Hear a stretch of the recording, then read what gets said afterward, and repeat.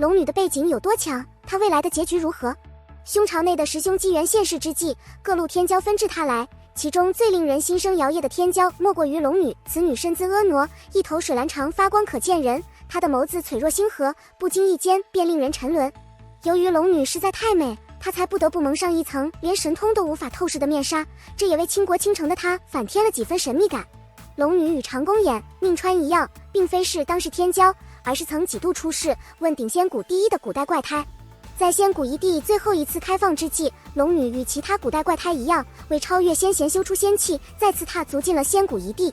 当龙女听闻胸巢有十凶宝书现世时，她依然选择进入其中，与诸多修士争夺着机缘造化。她凭借强悍的实力，一路过关斩将，闯入了胸巢的必死之路。在这过程中，她也迎来了与10号的初次相见。一开始，为了得到山巢古洞中的至宝，10号与龙女等22名高手合力击破了仙洞封印。可当仙洞至宝问世的那一刻，人心的欲望战胜了理智，原本携手破局的修士开始彼此厮杀，疯狂屠戮身边之人，只为抢夺其中至宝。战斗至白热化阶段，10号也被卷入了这场乱战。鏖战间，10是突厥背后有人，他本能地向后挥了一掌，而这清脆的一掌刚好拍在了龙女的丰臀上，这莫名的一击让龙女花容失色，可奈何她正被4大高手联手围攻，只能咬牙切齿地瞪了10号一眼。10号却是全然不顾龙女的怒视，自顾自地回味起了方才的触感，真结实丰盈，而且还有一股弹性而已然修成她心通的龙女瞬间洞悉了10号所想。在听见10号轻佻的心里话后，龙女脸色一沉，眼中似有怒火喷发，朝着10号怒斥道：“你在说什么？”闻听此言，10号一阵愕然，他没想到自己的心里话竟会被龙女洞悉，可转念一想，他也没有说错呀，于是在心里继续嘀咕：确实圆润，富有弹性，身材好的没话说，虽然看不清真容，但肯定是一个绝代丽人。龙女气炸了，这是她身材好不好的问题嘛？10号对她一而再的轻薄之语，终是让龙女彻底破防。她周身爆发惊人神力波动，猛地震开了围攻自己的4大高手，附耳朝着10号直冲而去。迫不得已之下，10号只好出手与龙女对了一掌。待到余烬散去，10号赶忙大声向龙女解释，表示自己只是手误，一切都是无心之过。10号的解释虽然苍白无力，可此时的龙女因道统恩怨，遭到了其他古代怪胎的围杀，因此她只能暂时放下与10号之间的小摩擦，转而与其他天骄交手。也就在胸巢古洞中的众人争得你死我活时，谪仙发动了旷世杀阵，欲将其中10万天骄全部斩杀炼化。绝世大阵驱动时，10号与龙女同时感应到了危机，下一刻两人极有默契的齐头并进，一同逃出了古洞。为了逃离胸巢，龙女选择摒弃前嫌，她暂且搁置了被拍龙屁股的不快，主动邀请10号一同联手。而且在与10号联手的过程中，龙女展现出了自己最大的诚意。她不仅实时催动秘法，用深邃双眸感知周围的一切，甚至还取出了自己的底牌祖传龙角。这2只断角虽古朴无奇，暗淡无光，可一旦合在一起，它们便可以散发出惊人的阵阵龙威，其威能足以震动整个古巢，让在场修士无不战栗。龙女手持骨角，猛力一划，甚至可以撕裂虚空，隔空直取对手性命。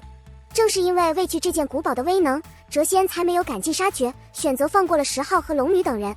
正是这次的患难与共，10号与龙女逐渐成为了朋友。之后，在10号渡当时最强雷劫时，他成功利用雷劫坑杀了7大天神，此等传奇事迹让龙女都不禁内心剧颤，亲自向10号表示祝贺。而10号亦视为慷慨于义气，当即将西珍宝叶雷劫液分享给了龙女，以改善她的修行潜质。也就在此时，仙谷一地的原住民古魔族打算将自己族中的丽人下嫁于10号。闻言，10号顿时有些小期待，想要一睹丽人芳容。可让10号万万没想到的是，古魔族的丽人腰肢竟有小山那般粗犷，那双铜铃大眼更是炖得10号心底直发毛。此等佳人，别说是联姻，被其多看上几眼，10号都要原地爆炸了。眼见10号吃瘪，一旁的龙女拂过幸灾乐祸的坏笑，调侃道：“天姿国色，10号你得努力，如此才能配得上古魔族公主，还不上前去打个招呼？”龙女这直戳心窝的话，气得10号额头青筋直跳，却又有种欲哭无泪之感。最终还是8臂婚族的天神解围，10号才没因此事沦为亲友们的笑柄。后续的仙谷一地之行，龙女成为了10号亲友团中的一员。她不仅沾10号的光，进入仙药园中获取机缘，更是亲眼见证了10号的成长，一步步为名副其实的仙谷第一。只是让10号没想到的是，自己会因龙女而迎来一场无妄之灾。3000州大战落幕后，10号回到了自己朝思暮想的火灵儿身边，一向充当二五仔的打神石，绝不会放过任何背刺10号的机会。他当即在火灵儿面前告密，绘声绘色地将10号在胸巢摸龙女翘臀的事情抖了出来。闻言，火灵儿投来了质问的目光，10号当即汗流浃背。看见10号这做贼心虚的模样，火灵儿明白打神石所言非虚，醋意大发的他狠狠在10号的腰上掐了2下，疼到10号是龇牙咧嘴，眼中直泛泪花。不过10号也不算为龙女白白受苦。后续组队参加天神学院考核时，龙女与长公岩等人坚定地选择了与10号组队，几人共同应对学院的考核，一起面对宁川等人。只可惜10号虽与龙女等人一同通过了天神学院的考核，可10号却因10家先祖与长生家族封家的恩怨，遭到了元清的险害，被其送往了十死无生的大出古矿。此后，即便10号生死未卜，龙女仍旧坚信10号不会死在太初古矿。直到后续10号平安归来，龙女这才放下心中的忧虑。匆匆3年而过，龙女等人在天神学院的培养下，已然达到了虚道境的层次。